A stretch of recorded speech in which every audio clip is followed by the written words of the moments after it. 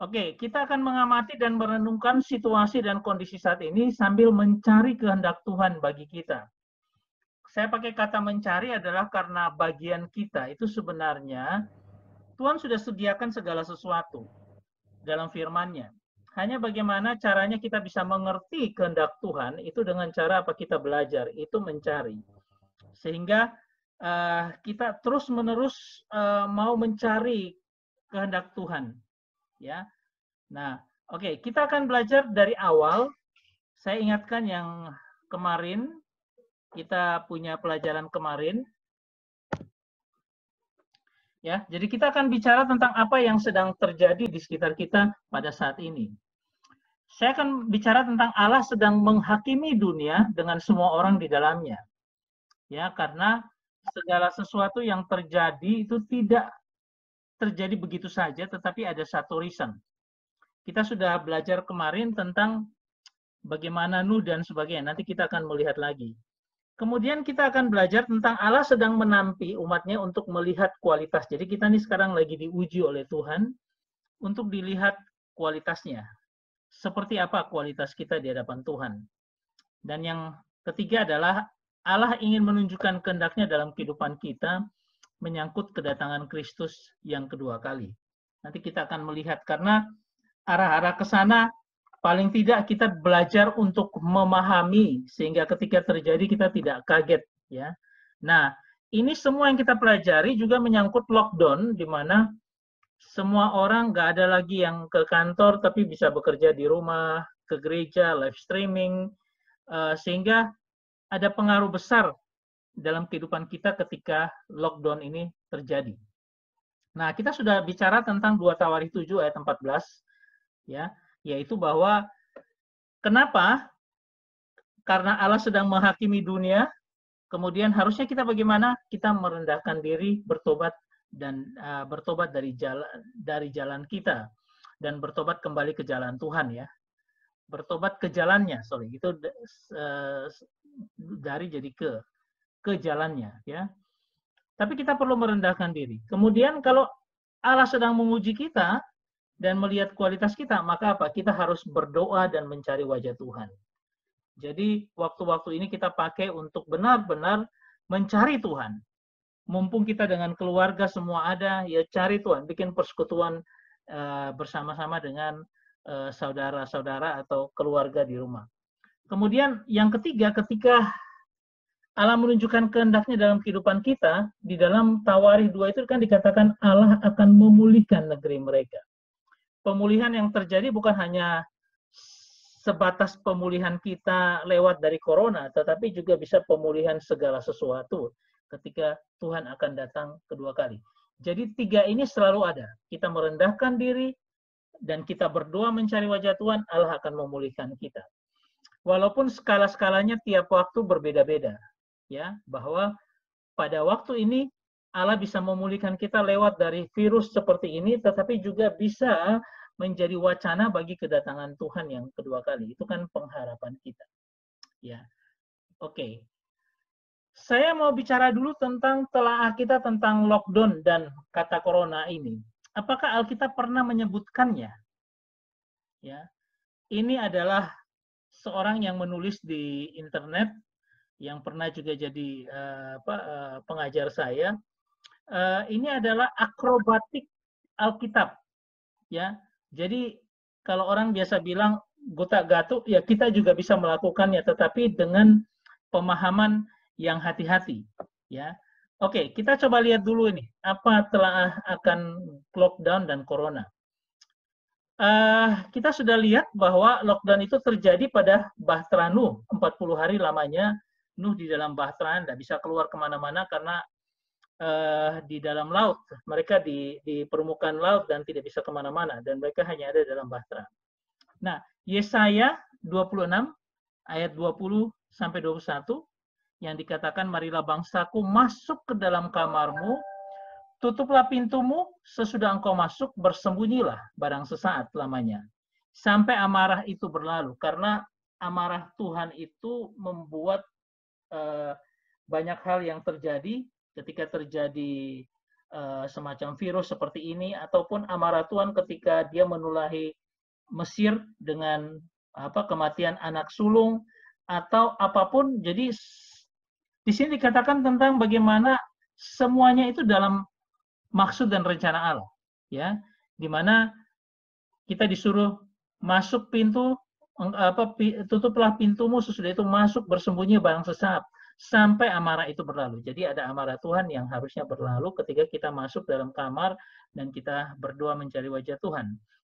Sebab sesungguhnya Tuhan mau keluar dari tempatnya untuk menghukum penduduk bumi karena kesalahannya, dan bumi tidak lagi menyembunyikan darah yang tertumpah di atasnya.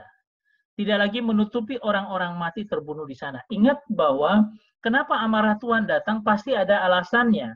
Karena apa? Karena ada darah orang yang tertumpah atasnya, berarti ada pembunuhan yang tidak semestinya, orang dibunuh secara massal, misalnya kejadian ISIS beberapa waktu yang lalu. Kemudian itu yang membuat amarah Tuhan, sehingga kita di lockdown, ditutup supaya tidak sampai kena amarah itu. Jadi kita akan masuk di dalam, ini dari Targum Yahudi. Jadi orang Yahudi itu punya semacam penuntun mereka, itu ada Targum yang menjelaskan tentang Amsal 18 ayat 14. Ya. Coba kita lihat. Saya coba jelaskan sedikit agak pelan biar kita bisa dapat mengerti. Orang yang bersemangat dapat menanggung penderitaannya. Kata penderitaan dari makaleh. Tetapi siapa akan memulihkan semangat yang patah? Seperti ini, kalau kita bicara mana corona dan lockdown-nya. Ya, coba kita lihat dalam bahasa aslinya dari Aramik Targum dan dari Amsal 18 ayat 14. Ya, dia katakan seperti ini. Ya, kalau kita baca harus dari belakang ke depan.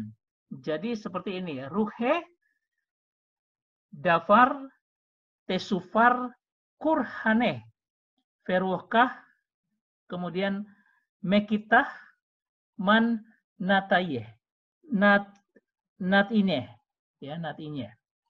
Oke, kita lihat masing-masing artinya.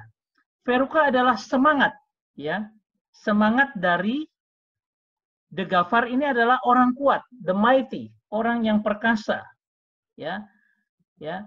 Kemudian dapat mengalahkan, Tesufar dapat mengalahkan. Nah, ini dia adalah penyakit. Nah, kata kurhane itu dalam logatnya Aramik nanti akan terdengar sebagai korone. Kita lihat dulu. Tetapi semangat yang patah, siapakah yang dapat menanggungnya? Ya. Nah, dari sini ada kata kurhane. Nah, penjelasannya seperti ini, bahwa ada Jonathan Ben Uziel itu berkata begini, dia menerjemahkan, ini dia sudah di tahun-tahun yang lalu, berapa ribu tahun yang lalu, 2000-an tahun yang lalu ketika zaman Yesus, dia punya kata-kata. John Ben Uziel telah menerjemahkan kata Ibrani mahkale, ya, mahkale,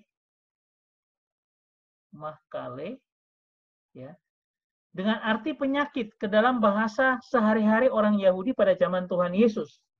Dan ia menggunakan kata Aramik dengan kata kurhane.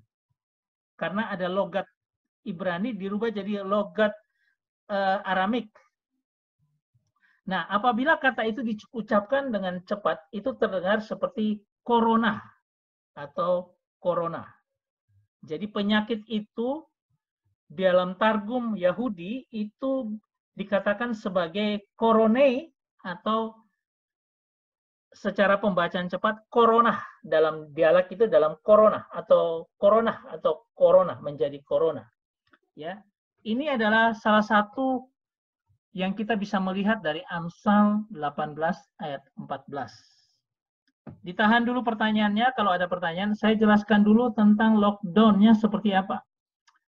Kata 18, Amsal kan 18, ayatnya adalah ayat 14. Nah, kata 18 itu youth had, itu 18.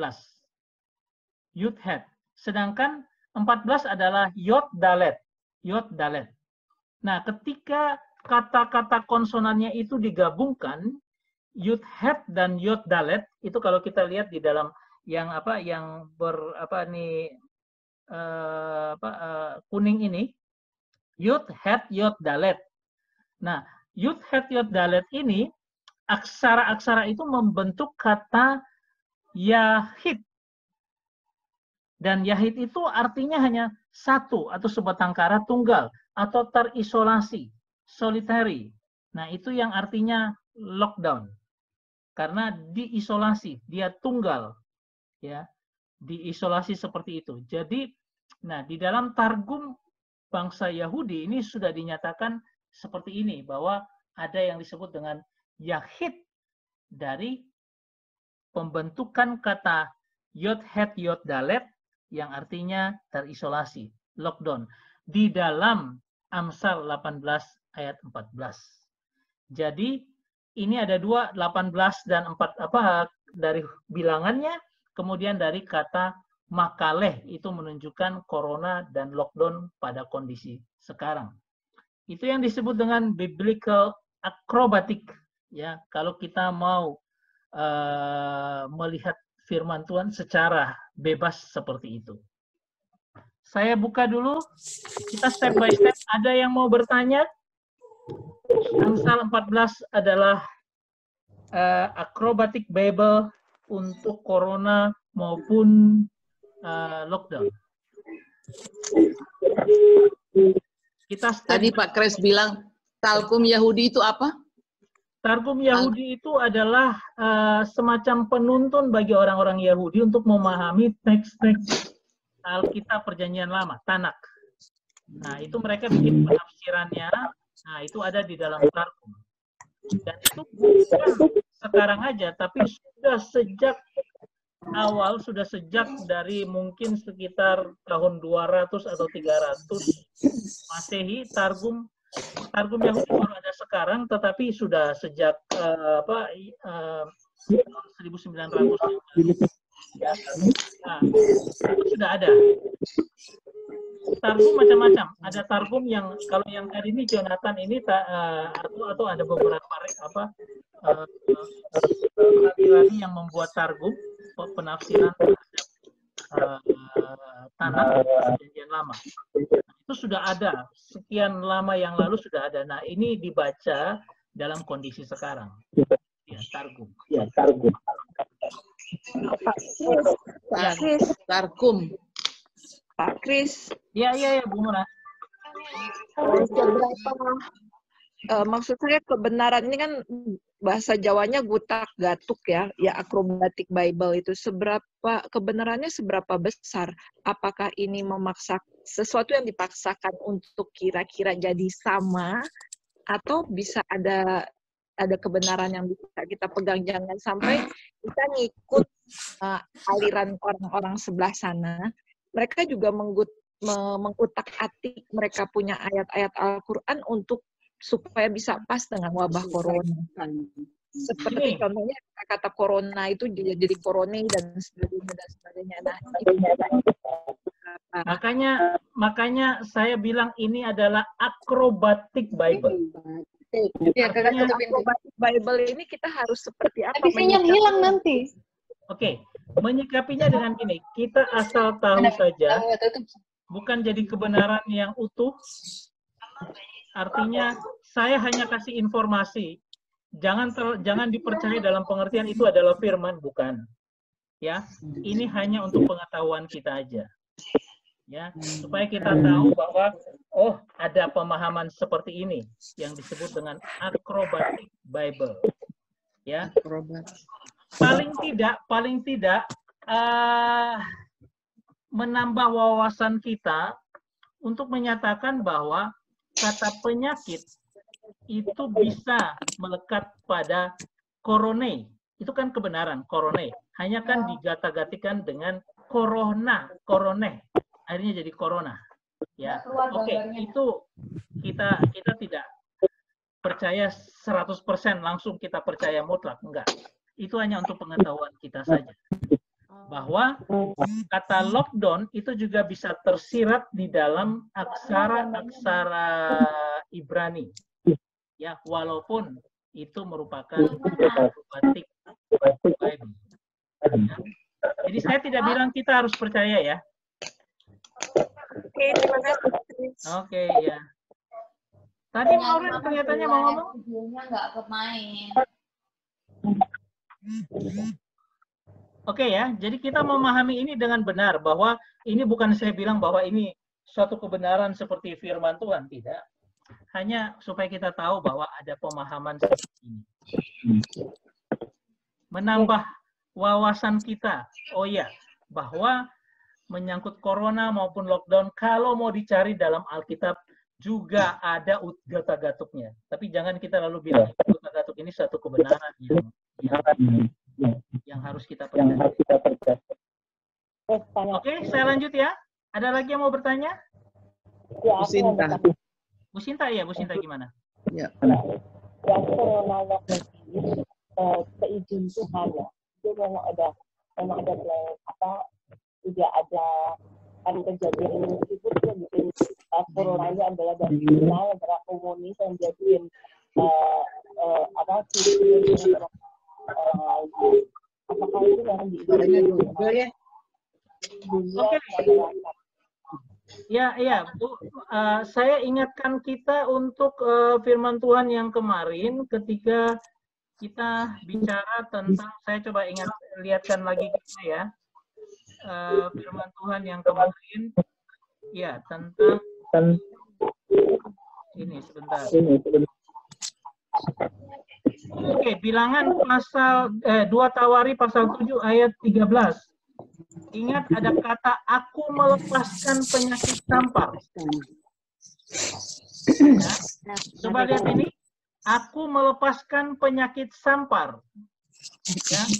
Ini ayat 13 ini bila mana aku menutup langit, tidak ada hujan, bila mana aku menyuruh belang. Jadi semua dalam kontrol Allah. Ya, jadi apapun yang terjadi, semua dalam kontrol Allah, artinya Allah yang mengizinkan lah, kita mau pakai kata yang lebih halus dengan mengizinkan. Tapi semua ada maksud Allah di dalamnya untuk kita. Ya.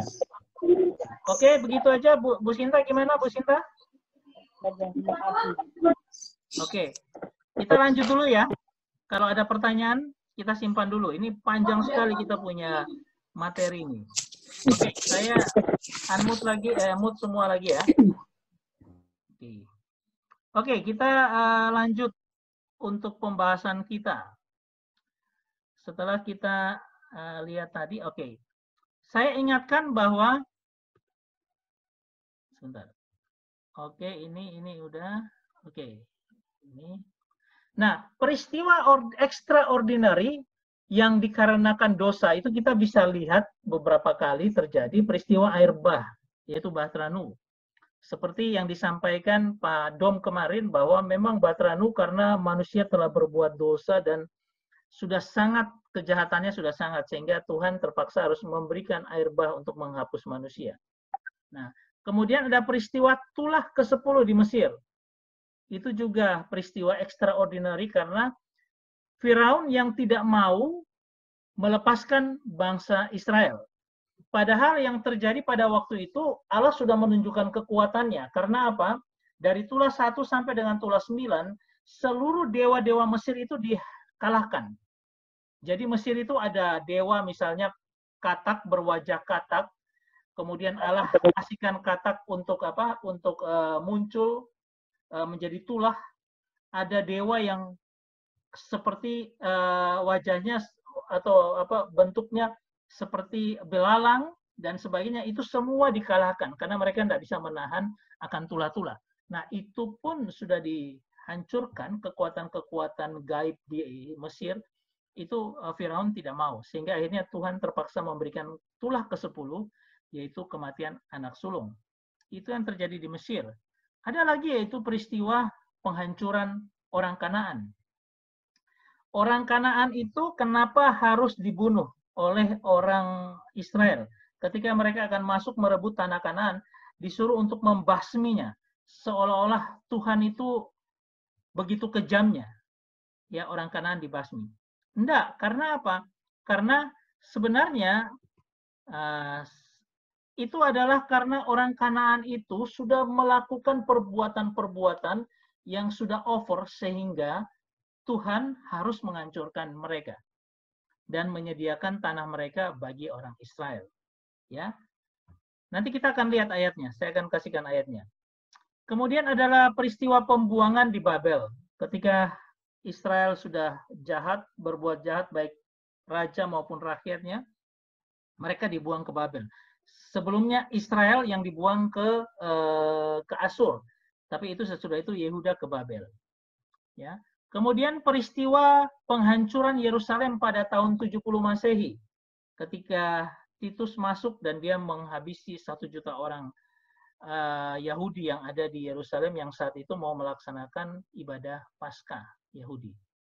Atau bahwa peristiwa pandemi, wabah, ada wabah Justian, atau pest Black Death, cacar, kolera, flu Spanyol, SARS, flu babi, Ebola, dan sebagainya. Semua adalah peristiwa extraordinary. Puluhan juta orang mati. Ya. Nah, itu terjadi karena apa? Sebenarnya karena kejahatan manusia yang semakin meningkat. Ya. Coba kita lihat tentang 2 Tawarikh 7 ayat 13. Dikatakan seperti itu, bila mana aku menutup langit sehingga tidak ada hujan, dan bila mana aku menyuruh belalang memakan habis hasil bumi, dan bila mana aku melepaskan penyakit sampar di antara umatku, dan umatku yang atasnya namaku disebut, merendahkan diri, berdoa, dan mencari wajahku, lalu berbalik dari jalannya yang jahat, maka aku akan mendengar dari surga dan mengampuni dosa mereka, serta memulihkan negeri mereka. Ada lockdown, kita pertama dengan yang pertama, merendahkan diri dan bertobat dari jalannya. Ya, ada peristiwa tahun 1848, yaitu Grasshopper Attack. Ini terjadi di sebagian besar negara-negara bagian Amerika Serikat. Ya. Nah, negara bagian Amerika Serikat itu pada waktu itu adalah apa? Mereka diserbu oleh belalang-belalang. Sehingga tanaman mereka habis, tidak lagi ada gandum atau beras dan sebagainya, mereka habis semua, tidak bisa. Nah, kemudian negara-negara ini berkumpul, kemudian mereka mulai mencari solusi.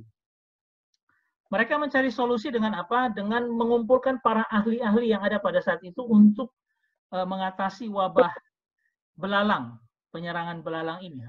Jutaan belalang masuk ke 3 negara atau 4 negara bagian.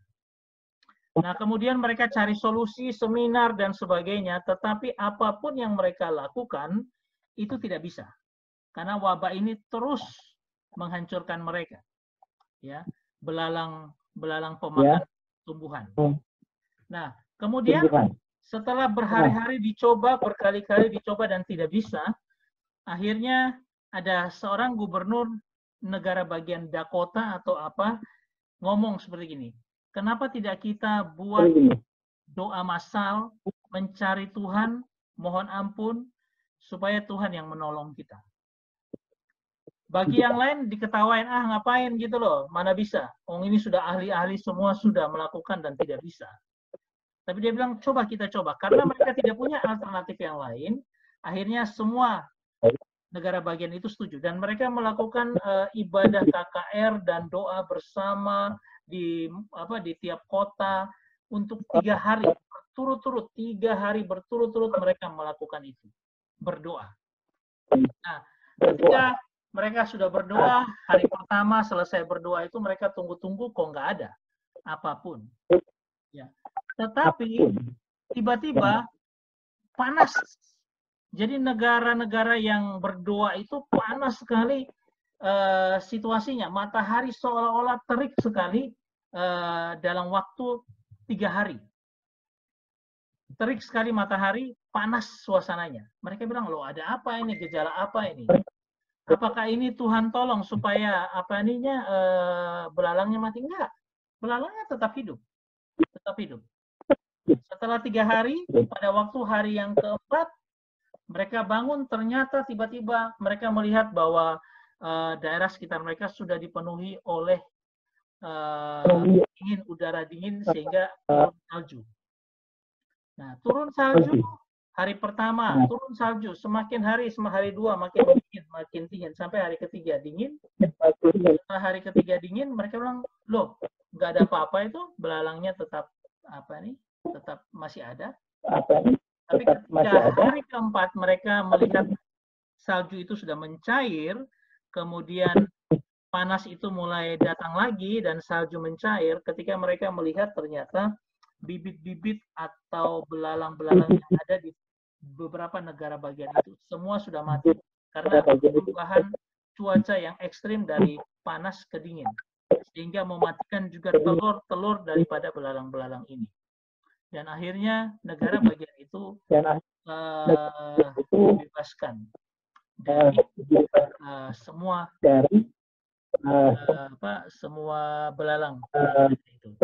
Nah, kita boleh melihat bahwa Tuhan ingin supaya kita datang dan merendahkan diri, bertobat dari jalan kita, kembali kepada jalannya. Ya, ini adalah poin pertama. Ya, sehingga kita harusnya dalam masa-masa seperti ini, di lockdown dan sebagainya, itu menintrospeksi hidup kita. Apakah kita sudah benar dengan Tuhan? Kita harusnya sesuai dengan jalan, supaya apa? Kuasa Tuhan dalam kehidupan kita. Oke,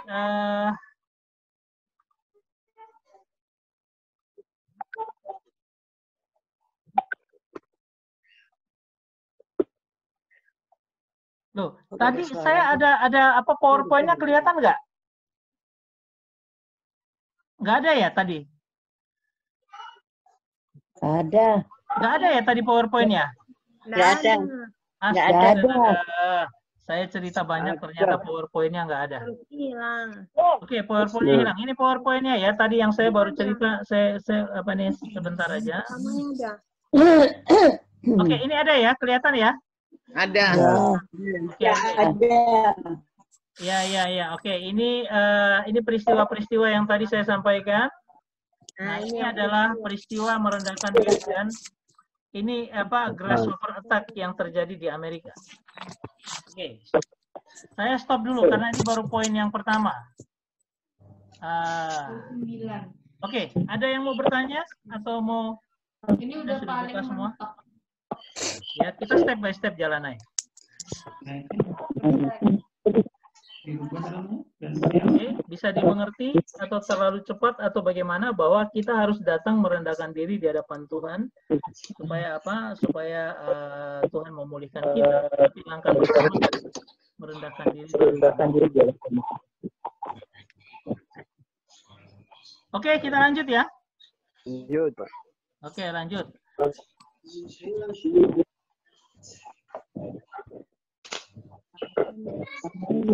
Oke, kita coba lihat ini. Kita buka di Yoel pasal 3. Ya, saya bacakan aja untuk kita. Yoel pasal 3. Dikatakan gini, sebab sesungguhnya pada hari-hari itu dan pada waktu itu, apabila aku memulihkan keadaan Yehuda. Saya mengharap kita membuka Alkitab Yoel pasal 3. Coba Yoel pasal 3. Yoel pasal 3. Setelah Hosea, Yoel. Baru Amos.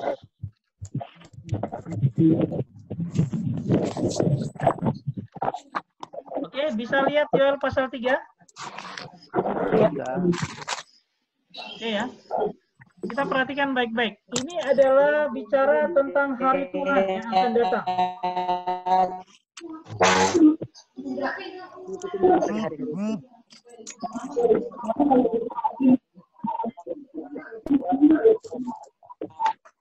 Oke, coba lihat Yoel pasal 3 ini.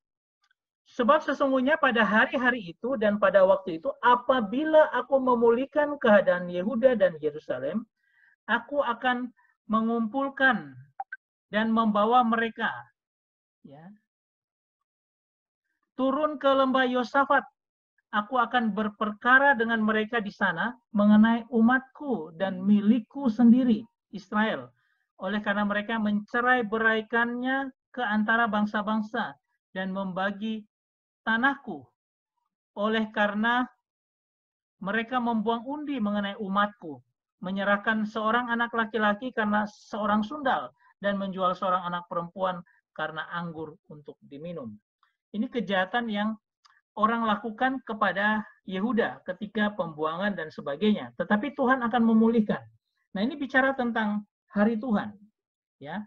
Nah, saya ingin melihat kita bahwa Yoel ini adalah pertama pada ayat 1 dan seterusnya itu menunjukkan hukuman atas musuh-musuh Israel. Ya, tetapi ketika Yoel pasal 14, ya, di situ dikatakan kalau Yoel pasal 9, kalau kita lihat itu dikatakan untuk berkat untuk umat Tuhan. Ya, bahwa maklumkanlah hal ini di antara bangsa-bangsa, bersiap-siaplah untuk peperangan, gerakanlah para pahlawan, dan seterusnya. Sampai ke ayat yang ke-14, dikatakan banyak orang di lembah penentuan. Ya, sudah dekat hari Tuhan di lembah penentuan. Ya, nah lembah Yosafat, lembah penentuan, lembah Kidron disebut itu, atau lembah penghakiman, itu adalah lembah di mana kita menentukan jalan kita seperti apa. Ketika Tuhan bergerak dengan kondisi yang ada sekarang, saya mau katakan bahwa ini saatnya kita ada di lembah penentuan. Ketika apa? Ketika hari Tuhan sudah semakin mendekat. Ya. Nah, Yoel mau menyatakan kepada kita, ketika Tuhan akan kembali memulihkan akan Israel, memulihkan kita. Nah, lalu dikatakan kalau di dalam ayat 9 sampai seterusnya, itu saya coba, makanya kita harus melihat bersama. Tempalah, ayat 10, tempalah mata bajakmu menjadi pedang, dan pisau-pisau pemangkasmu menjadi tombak. Baiklah orang yang tidak berdaya berkata, aku ini pahlawan. Nah, lembah penentuan ini mau menentukan kita ini mau bergerak dengan Tuhan, mau menjadi pahlawan Tuhan, atau kita tidak mau menjadi apa-apa. Ya. Lalu dikatakan ayat 11, bergeraklah dan datanglah, hai segala bangsa dari segenap penjuru, dan berkumpullah ke sana, bawalah turun ya Tuhan pahlawan-pahlawanmu. Jadi Tuhan punya pahlawan dan Tuhan bilang, gerakan sekarang lah Tuhan, pahlawan-pahlawan itu untuk turun, bergerak pada kondisi sekarang untuk membawa kemuliaan bagi nama Tuhan. Mungkin kita disuruh untuk melayani Tuhan dalam masa-masa ini. Mungkin kita diminta untuk semakin memperkuat iman kita, karena ini adalah lembah penentuan. Lalu ayat 12 dan 13 dan sebagainya, ya, kalau kita melihat sampai dengan ayat 14, inilah lembah penentuan. Saya mau katakan bahwa masa-masa kondisi seperti sekarang inilah kita di lembah penentuan, menentukan bagaimana adanya kita. Ya, mau menjadi warrior atau pahlawan Tuhan atau menjadi biasa-biasa saja, seperti apapun, inilah lembah penentuan. Ya, karena apa? Hari Tuhan sudah semakin mendekat. Ya, kita akan bicara tentang perumpamaan di Matius pasal 13. Tapi sebelumnya mungkin ada yang mau bertanya? Saya unmute dulu. Oke, kita step by step untuk mengerti satu persatu. Ada yang belum dimengerti? Kita di lembah penentuan pada kondisi saat ini. Ya, kita mau jadi warrior atau tidak, itu kondisi saat ini. Ketika wabah pandemi ini datang dan kita mau menjadi apapun, itu adalah putusan kita. Ya, kita harus datang, kita harus ada menyerahkan diri kepada Tuhan, bertobat dan sebagainya. Nanti kita akan masuk lagi ke bagian kedua, di mana kita akan merendahkan diri dan bertobat mencari wajah Tuhan. Oke, ada yang mungkin tidak dimengerti, lebih baik kita sekarang bertanya, dan kita diskusi lebih enak daripada saya ngomong terus, nanti Anda tidak mengerti terus, ya repot. Merendahkan diri sama bertobat itu apa bedanya? Kenapa, Bu? Merendahkan diri dan bertobat itu apa bedanya? Merendahkan diri dan bertobat, ya kita kalau mau bertobat ya harus merendahkan diri kita dulu. Ya, kita datang sungguh-sungguh pada, ya sampai sama aja. Ya, merendahkan diri kita bertobat kepada Tuhan. Orang Israel pada zaman dulu kalau tanda mereka bertobat itu dengan mereka merendahkan diri dengan menaruh abu di kepala, bersujud kepada Tuhan. Ya, paling tidak kita tidak lagi membanggakan sesuatu dalam kehidupan kita, tapi kita nunduk kepada Tuhan, bertobat dari segala dosa kita. Oke? Ya, bicara Pak. Oke, Pak Mul. Jadi dengan adanya wabah corona ini Pak, jadi itu seakan-akan kita semua itu diuji, iman kita itu diuji karena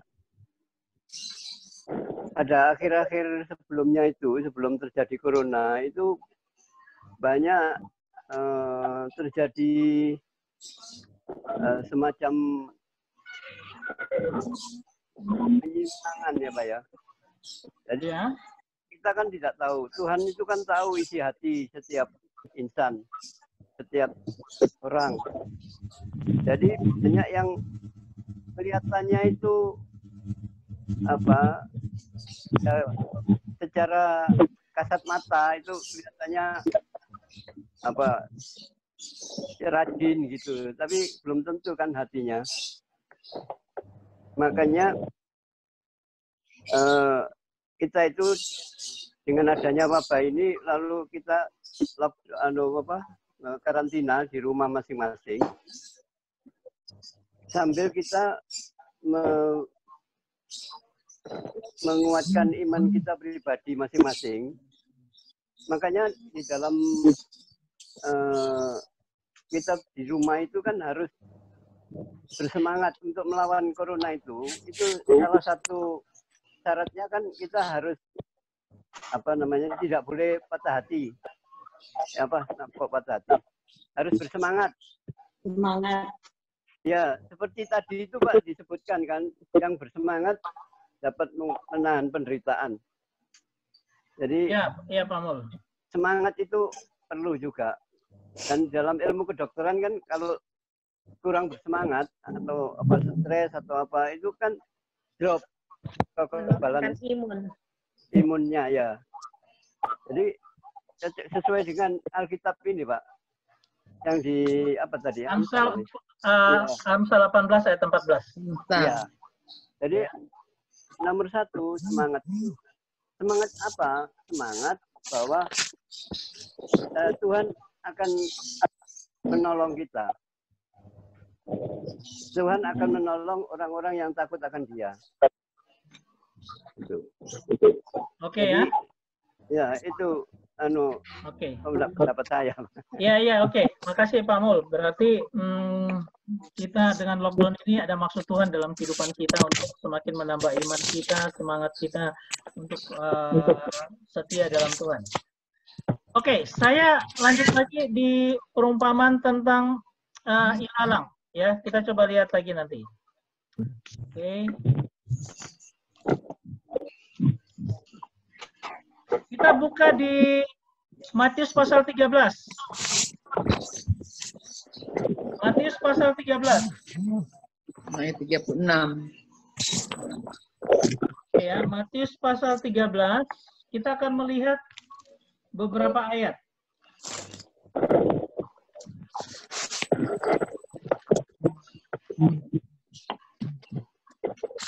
Ya, ini ayat 1 sampai dengan seluruh pasalnya itu harusnya bisa kita lihat sampai dengan 43. Ya.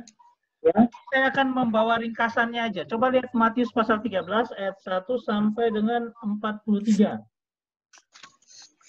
Nah, kita lihat ada perumpamaan tentang penabur ayat 1 sampai 23. Kemudian perumpamaan tentang gandum dan ilalang. Ya.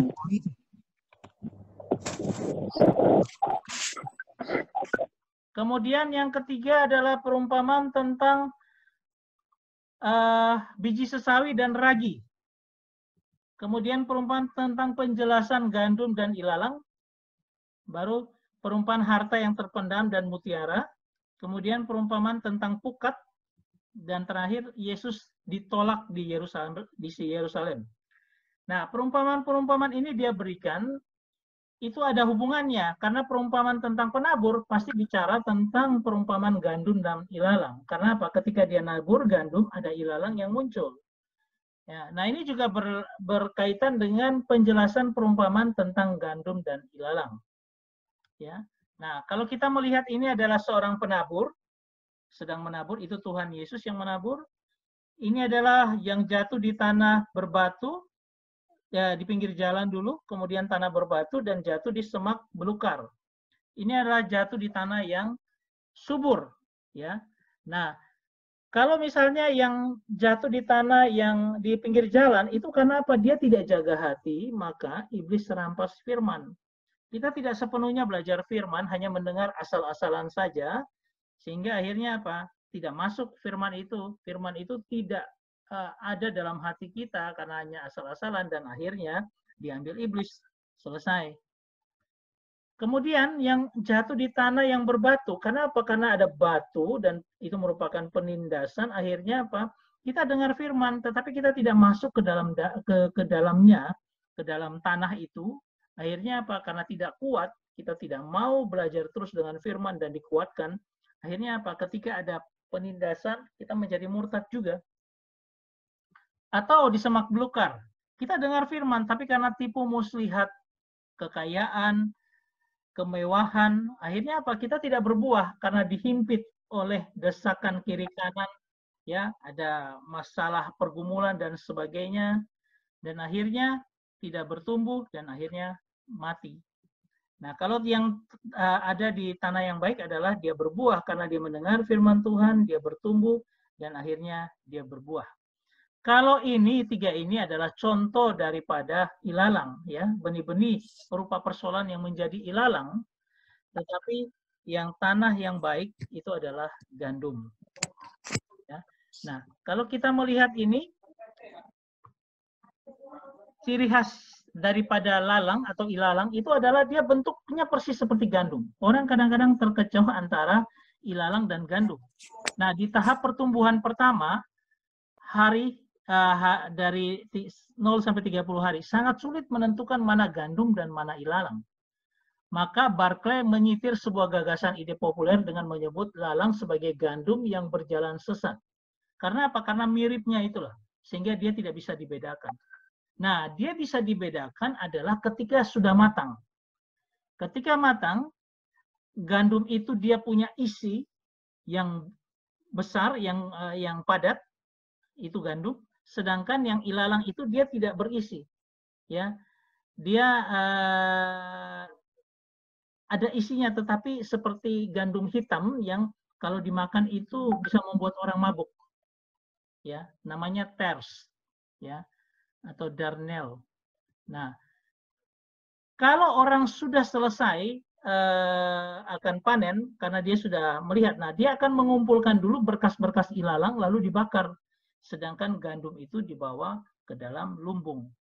Nah, itu mau menunjukkan kepada kita bahwa kalau yang ilalang itu tumbuh bersama, tapi kelihatan dari buahnya, oh ini engkau yang bertumbuh benar atau tidak.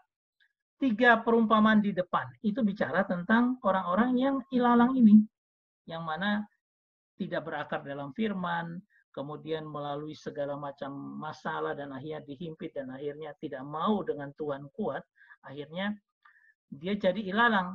Sedangkan gandum itu yang dibawa dan dimasukkan ke dalam lumbung. Nah, perumpamaan yang kedua bicara tentang biji sesawi, ya. Dari biji yang kecil itu dia bisa membuat sebuah pohon yang besar, di mana pohon itu bisa melindungi banyak sekali kehidupan dan menghasilkan hal-hal yang berguna. Itu adalah berbuah, ya. Nah, kemudian ada adonan tepung dapat membuat roti mengembang, ya. Ini perumpamaan yang ada. Nah, yang satu lagi adalah harta terpendam dan mutiara yang sangat berharga. Lalu pada waktu penghakiman yang berhubungan dengan gandum dan ilalang, ya, itu sama juga dengan ilalang yang disingkirkan dan gandum yang dimasukkan dalam lumbung. Waktu penghakiman, ikan yang jelek itu akan dibuang dan ikan yang baik itu yang akan dikumpulkan. Nah, ini mau menunjukkan hidup yang ilalang atau hidup yang berbuah, yang menjadi gandum. Ya. Nah, ini mau membawa kita di waktu-waktu penentuan ini, kita adalah ilalang atau gandum. Atau kalau kita mau lihat perumpamaan tentang penabur, kita ini adalah yang jatuh di tanah yang subur atau jatuh di tanah yang berbatu dan yang lain, yang tidak membawa kita kepada pertumbuhan rohani. Nah, ini bisa kita lihat di sini bahwa Yesus membentangkan satu perumpamaan kepada mereka, katanya hal kerajaan sorga seumpama seorang menaburkan benih, ya. Waktu dia tidur, musuh menaburkan ilalang. Jadi ada musuh, ini sesuatu yang dihasilkan oleh iblis, itu menghasilkan ilalang di tengah-tengah kebun gandum itu, atau lahan gandum itu. Nah, akhirnya mereka tampak bahwa ketika gandum itu tumbuh, ia mulai berbulir, nampak juga ilalang itu. Ketika mau dipanen, bilang jangan, mau dibersihkan jangan, nanti akan menarik juga yang gandum. Sehingga apa? Ya sudah, tunggu nanti kalau dia sudah waktu panen baru akan kelihatan. Ya. Ayat 30 dikatakan, biarkanlah keduanya tumbuh bersama sampai waktu menuai. Pada waktu itulah aku akan berkata kepada para penuai, kumpulkanlah dahulu ilalang. Ilalang itu ditarik-tarik karena kelihatan, ya, ikat berkasnya, kemudian bakar, lalu gandum yang di dalam lumbung. Ya, ini mau menunjukkan bahwa kalau kita bicara tentang benih atau sperma, itu dari kata spoa, itu menggambar, artinya sesuatu yang digambarkan dalam benih itu. Yang digambarkan adalah sumber daripada benih itu sendiri, kualitasnya yang sudah ada dari sumber itu. Kalau dia benih yang benar, benih gandum, maka dia akan memancarkan kualitas daripada gandum itu sendiri. Ya. Nah, kemudian kata baik, benih yang baik, kata baik itu adalah dari kata kalos, sangat baik, tampan, indah, baik, terkemuka, terpilih, pilihan, melebihi, dan berharga, dan berguna. Jadi, kalau menjadi benih yang baik, itu adalah benih yang berguna, ya, yang indah, yang cocok, yang mengagumkan. Nah, kalau ilalang dari kata zizanion, atau sejenis gandum liar, atau dikenal juga sebagai kokel, ter, atau darnel. Ya, ini adalah jenis lalang ini sangat sulit dibedakan dengan gandum biasa karena bentuknya serupa. Kalau gandum bahasa Yunani-nya adalah sitos, seperti beras untuk makanan pokok. Sedangkan mereka tumbuh berkembang dengan normal selayaknya tumbuhan, tapi pada akhirnya akan nampak paino, kelihatan. Jadi bisa dibedakan karena tidak bisa ditipu lagi gitu loh. Yang gandum adalah gandum, yang ilalang adalah ilalang, dan bisa dibedakan. Nah, dari manakah datangnya lalang ini? Kadang-kadang iblis dengan strateginya yang sangat luar biasa tenang tanpa kita sadari, dia diam menyusup di antara anak-anak Tuhan, lalu dia menimbulkan kepahitan, menimbulkan keinginan berdosa dan sebagainya, dia menggoda kita. Nah, lalu dia merusak hati kita dengan 3 cara. Cara yang pertama adalah 1, benih yang jatuh di pinggir jalan adalah apa? Orang yang dengar firman, hati tidak fokus untuk mendengar firman, iblis membuat kita berpikir lebih tertuju kepada hal lain. Kalau sekarang misalnya dengan gadget dan sebagainya, orang yang terlalu mementingkan gadgetnya dibandingkan firman Tuhan, dia sama dengan sedang membiarkan firman itu berlalu dari dirinya. Karena dia sudah tidak melihat ke firman, selalu main gadget dan sebagainya. Nah, sehingga dengar firman juga sepintas lalu, dan tidak menghargai firman itu sendiri, hati tidak sungguh-sungguh, maka firman yang harusnya kita terima dicuri oleh iblis. Ada orang-orang yang juga mereka berpikir bahwa PA itu hal-hal yang adalah hal yang tidak penting. Nah, ini sudah mulai hati-hati. Karena apa? Kita sudah mulai dicari firman. Harusnya kita dapat firman itu, tapi karena kita sudah tidak mempedulikan lagi, firman itu ditarik daripada kita. Dalam film-film saya atau video kemarin, bicara tentang Simon dari Kirene. Saudara tahu kenapa namanya sama Simon dengan Simon Petrus? Karena apa? Simon Petrus yang diharapkan membantu memikul salib Kristus tidak bisa karena dia menyangkal Tuhan dan dia lagi galau hatinya waktu itu. Sedangkan ada Simon lain yang dipakai Tuhan. Itu mau ngomong bahwa kalau kita tidak mau sungguh-sungguh dengan firman, Tuhan akan ambil orang lain ganti kita untuk mendapatkan firman yang harusnya kita dapati. Ya, jadi saya minta kita juga hati-hati. Ada firman Tuhan bisa banyak ditaburkan oleh gereja-gereja manapun. Tidak memandang merek gereja, harusnya kita lebih, oh ya kalau ada firman Tuhan yang menguatkan saya, kenapa tidak saya dengar? Ya,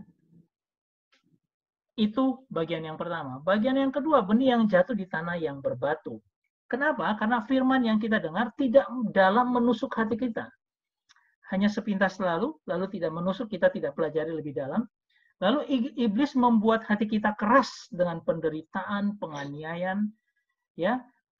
Lalu ketika kita hanya sekedarnya aja menerima firman, ketika penderitaan itu datang, akhirnya membuat kepahitan.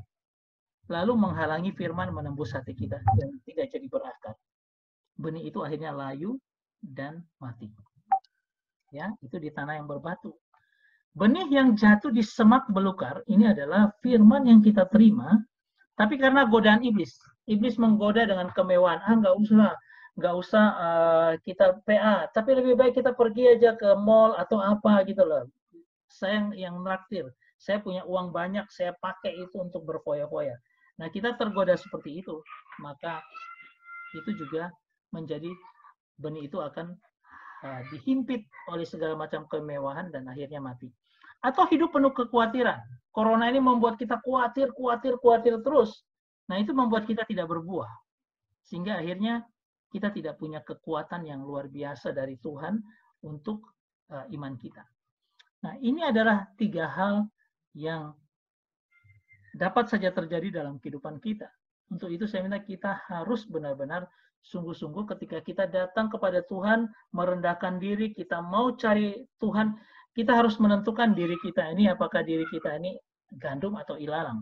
Nah, kalau kita bilang, aku gandum, aku harus merendahkan diri, mencari wajah Tuhan, kemudian aku harus datang ke Tuhan, belajar terus firman Tuhan. Ya, di tengah kita di lockdown seperti ini. Yang kedua, kita akan bicara tentang berdoa dan mencari wajah Tuhan. Tapi sebelumnya, saya akan stop dulu untuk melihat bagaimana. Apakah ada pertanyaan? Saya unmute dulu semua. Oke, sampai di sini. Sebentar sebelum. Oke, sampai di sini. Silakan ada yang mau bertanya. Kita bicara tentang lembah penentuan. Kita bicara tentang benih yang ditanam di tanah yang berbaik.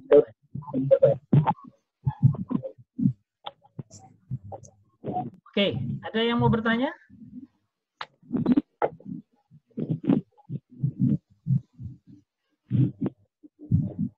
Pak Pri, bagaimana Pak Pri?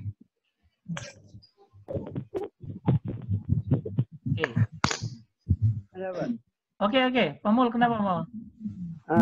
Benih yang ditanam di pinggir jalan itu kan ada ya, tadi dijelaskan oleh Pak Chris ya Pak. Iya. Tuhan Yesus itu kan jalan, kebenaran dan hidup. Jadi yang di pinggir jalan itu di luar jalan. Yang di luar Kristus itu dikasih firman itu nggak bisa masuk Pak, nggak percaya dia. Karena dia di luar Kristus.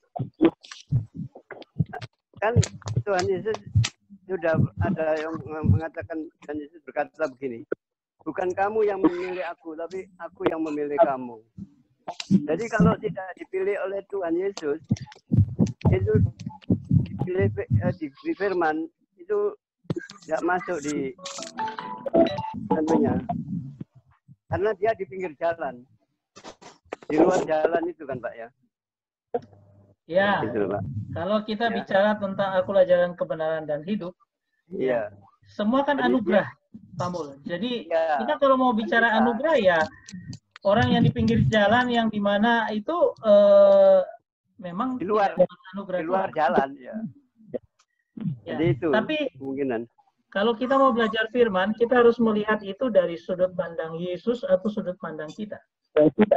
Ya kan? Kalau kita mau bicara tentang teologi, ya kita bicara bahwa itu adalah anugerah. Tetapi kan Iya. kita tidak tahu, misalnya siapa yang dipilih itu kan Tuhan yang tahu kan. Siapa Iya. yang- Nah, dari sikap saya, oh berarti saya harus menjaga diri supaya jangan sampai saya jadi benih, seolah-olah jadi benih yang jatuh di pinggir jalan. Oh, itu ya, itu kelanjutannya, Pak. Nanti jadi yang sudah dipilih itu juga harus ini merespon. Jadi ibarat orang yang kalau sudah dipanggil ya harus datang. Kalau dia tidak mau datang ya nggak dapat apa-apa. Oke, ya. Jadi itu ya toh, Pak. Jadi ada bagian kita meresponi firman ya. Iya, Dan kita bilang, wah, awalnya itu Tuhan dulu yang memanggil.